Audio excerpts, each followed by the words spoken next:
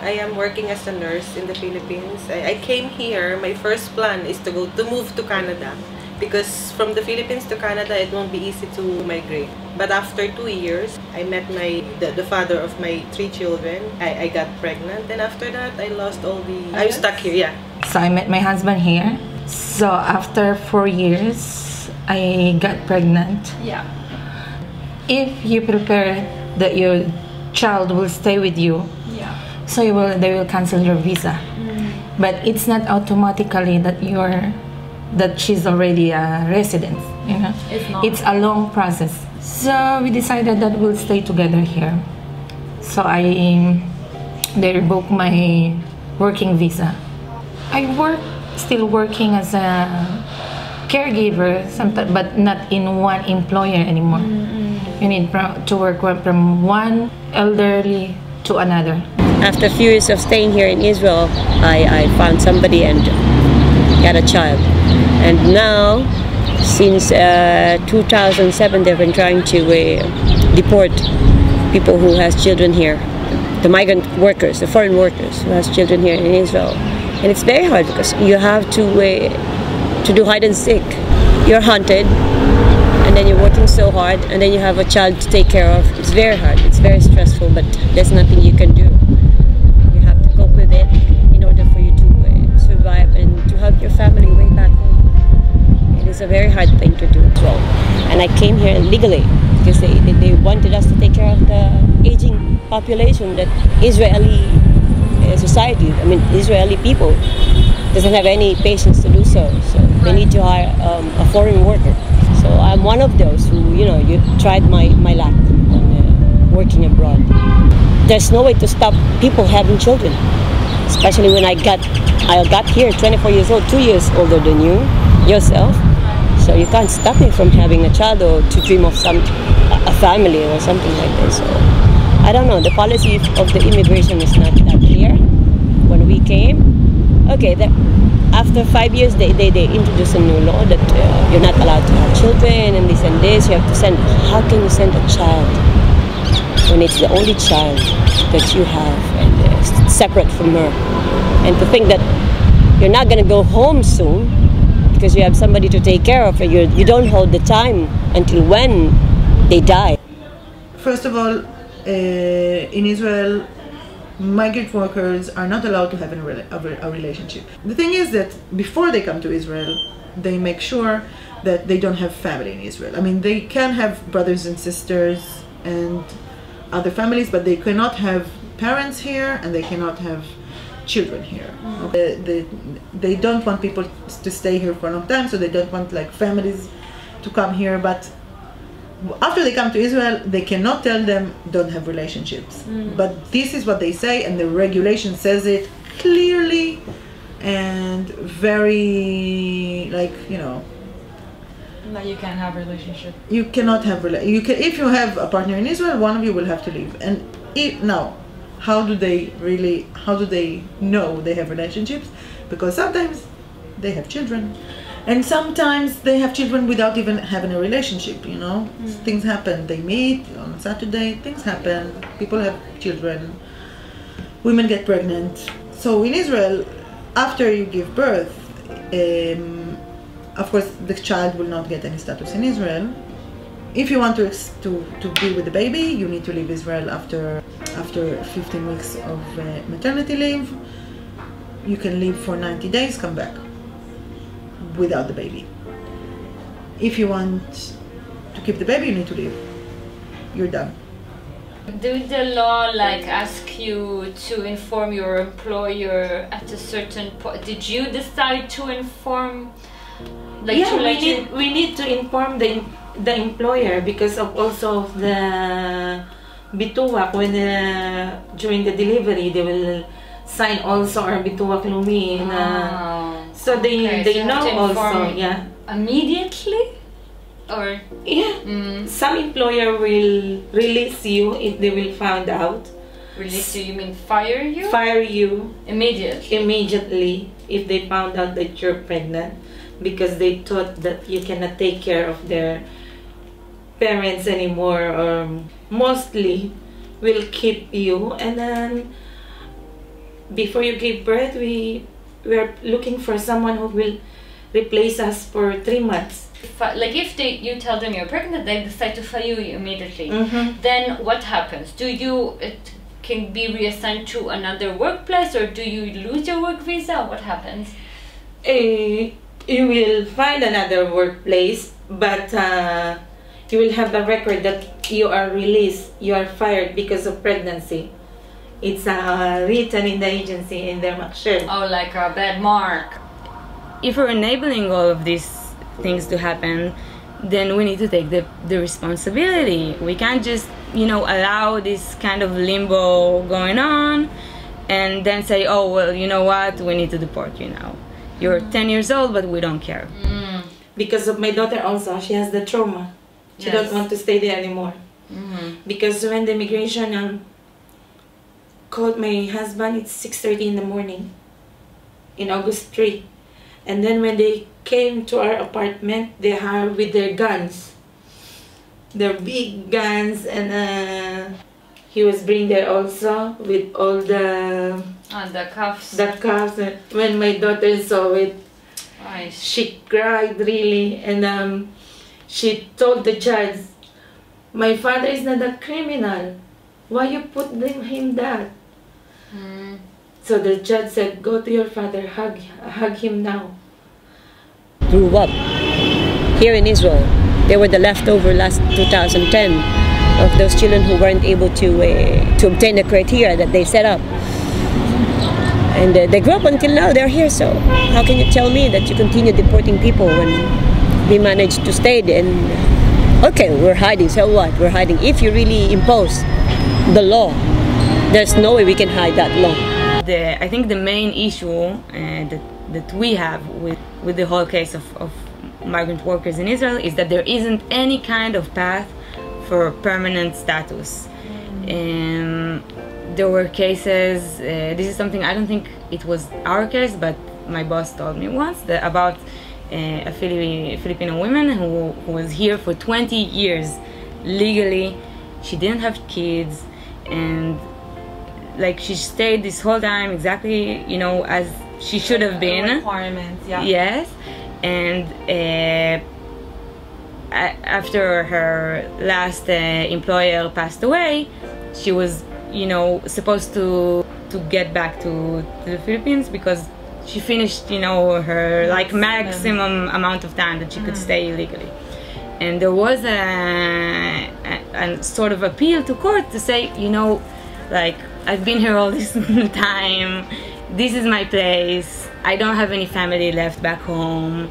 I didn't have kids because, this have been requirement. Exactly. That's it. I just want to stay here because this is my place. All my friends are here. This is my community. There was some kind of appeal for a humanitarian decision on that case because she was already, an elderly woman, and no. Because it's not just about the children, it's about also those women who can be here for really long periods of time, and they become a part of this society. So this is a main point. They can do everything right and everything legal, and it still won't help them. Israel is played into its reproductive policy. The state, from 1948, right? There was a push of Ben Gurion, who was the first prime minister of Israel, to increase the population, of the Jewish majority. So there was this kind of a pro-natalist discourse to increase the Jewish population in order to have more people in the nation to stand up for its, for instance, if you don't have people in a nation, you can't fight wars, right? This idea of pronatalism is very strong in Israeli policy since 1948 until today. These Filipino women are coming to a society that has an idea of who belongs and who doesn't belong, okay? A society that is already, let's say, at work at trying to increase one majority above another majority, okay? Increase the Jewish population above the above the Arab population. And then you have a society who has dealt for the last maybe 30 years with migrant workers, okay, coming into the country. And these questions of who belongs in the country are fundamental questions of the nation. Why do you think that this, it's so complicated, so hard for them to get status here, like for the children? For the children, I think there are a lot of reasons. I think Israel have a political situation very complicated because of the Palestinians, that they also didn't get the status. The Palestinians that choose to don't stay in the country when was the independence of Israel, and they wanted to come back after, they didn't get it. So I think that's one of the main factors, because it would be like, why you are giving status to other people and we that were living here for a long time are not getting. The other reason I think that makes very complicated now for migrant workers, it's because of the refugee community. That it's a big number, and they are refugees, so it makes like they can't go back to their home country. Yeah. And when you have migrant workers that, okay, I don't know what is exactly the condition for each one going back home, but they are allowed to go back home. Yeah. And they are not life risk. Like you are a refugee when you have a risking for you have a life risk to go back. Right. So I think that these are the main like reasons. I mean, from the point of the law, even if we have lawyers, it is almost impossible to defend cases like this, because you know the law before you came. Why do you think this is a problem? Why is it so hard for them to, get a status here? Of course, outside, I always have to speak on behalf of the Filipinos that, these are children born here, knows no language, knows no other culture, no other people except those that are in Israel. And it is not fair for the child to be just relocated somewhere else. But the reality also is that Israel is a very small place. There's not even a real peace between Palestinians and so to add more children of different religion, because this is a religious state, is very problematic. They would like to make sure that they will always tilt the balance of the population towards the Jewish population. That's why in this government, I've been here 19 years, and in all of those 19 years, the religious party will sell anything and will give up anything except the Ministry of Interior, which decides on cases like this, on the fate of foreign workers, the fate of foreign families who are here, just to make sure that like citizenship will not be granted as easily as we want it to be. Some of those kids who got status, their life became these amazing lives of that they couldn't have in those countries, in their countries of origin. And they were granted an opportunity to be a part of the Israeli society, and they took this opportunity. And, some people are studying medicine, some people are studying abroad because they got this status, so they could go to other places and come back. And so it really changed the lives of those children. So I totally understand why people are staying, because the children are used to most of their first time, all of their first time are here. You see that with the children, are there any engagement with their home countries? Well, home countries in Israel, but where their parents are from. The children. Yeah. The children, all of them were born here, because Israel anyway doesn't allow to bring children. So there is no question. They were all born here, those children. They know only Israel.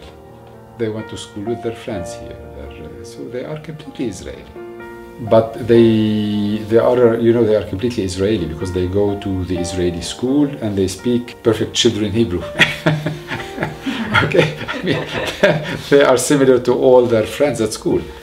So their everyday language is Hebrew. Okay, and that's why we started working with them. Because when I say we as the vicariate for the Hebrew-speaking Catholics, those who started really to develop, let us say, a social help to those people. So this is our double mission with them. It's a religious mission to help them find a place to pray, and then the social aspect is that we help them in this difficulty they have once the children are born here. For the migrants who come alone, it's a mother alone. But we are trying now, for instance, in Tel Aviv, to teach them also Tagalog, the language of the Filipinos. We want to teach the children to speak their own language, but it's not natural for them. I mean, we don't want them to lose their culture. We would like to protect their culture, but we have also to help them live in the place where they are. If they manage to stay in Israel, so we try to help them integrate the society. And if Israel asks them to leave the country, they need also to be able to integrate in the country. Because I know one day we need to go home. It's not also good that she don't know her origin. She also needs to learn. Is that the same with many children, other children? Like, no. Do they learn about the community in the Philippines? No. No. No. You cannot hear a child at her age, the same age, speaking Tagalog. They don't want to teach their children also. In some interviews also, they keep on telling, I don't want to go home. I don't want to go home to the Philippines. You know what? We need to think. One day we need to go back. This is not our country. Right. This is not our country. One day we really need to go back.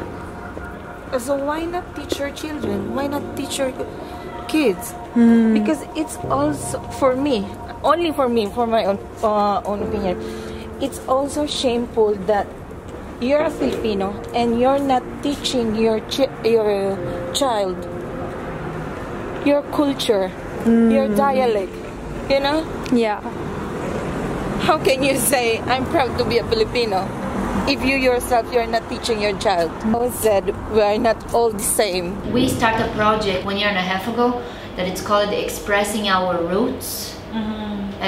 Because we saw that a lot of children, they are comparing themselves with things that they see outside, sometimes things that they even see inside the school system, that are very white, they're very Occidental, and the children, we had children saying, like a black girl that said that she didn't want to be black, she want to be white, or like a lot of situations. So we create this project to bring inside our classes their culture, that they can be proud of it. So I think if you train very good when they are young, their identity is where they come from, where my parents come from, why I look like that, and why it's okay and it's good and I'm beautiful the way I look, then I think it's gonna be easier when they grow up to understand that it's, yes, I'm Israeli, I'm born in Israel, a lot of things here I'm gonna take from me, but other things it's fine if I don't. Yeah. But I see that they are suffering like discrimination somehow. So when you are the one already being discriminated, it's very hard for you to restrain your child and telling something to your child that it's not happening with you. So the main arguments are basically that, first of all, these kids, they didn't choose where to be born, they didn't choose to stay here, and they are not supposed to pay the prices of their parents' decisions and of the Israeli government's decision. It's not, they were born here, they stayed here, and they are Israeli. They speak Hebrew, they're in this community, this is their culture, this is their lives. sending them back would mean for them, you know, we call it a cultural exile. This is a reality that has been forced on them, and we can't ignore that. And the best interest of these children is the top priority to be considered here. Yeah. And the second thing is, as I said before, we can't keep on bringing tens of thousands of workers and expect them not to have any personal life, any romantic relationship, anything, and just be work machines that work 24/7, and that's it. It's not working. We have experience now of almost, you know, of 20 years of this happening, and it's not changing. So either we stop bringing people, which is a possibility, or we treat those people as human beings. But I can say that our point of view and our experience shows that this creates a lot of complications for migrant workers. I mean, having this situation and also, on the other hand, bringing tens of thousands of workers creates a mess.